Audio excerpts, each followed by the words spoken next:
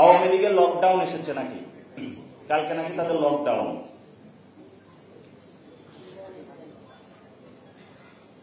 কালকে সকল দল মাঠে থাকবে। আওয়ামী লীগকে মাঠে ঠাকানোর জন্য তো আমাদের এক হাসনাত আব্দুল্লাহ যথেষ্ট।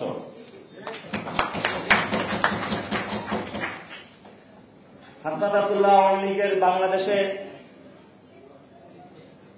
যে তার কার্যক্রম বন্ধ করে দিয়েছে, এক ব্যক্তি দাঁড়িয়ে গিয়েছে, বন্ধ হয়ে গিয়েছে।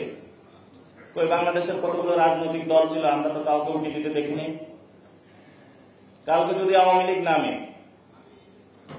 আওয়ামী লীগকে ঠেকানোর জন্য আওয়ামী লীগের সন্ত্রাসের বিরুদ্ধে এনসিপির এক হাসনাত আব্দুল্লাহ বাংলাদেশে যথেষ্ট। এটা নিয়ে আমরা কোনো টেনশন নেই।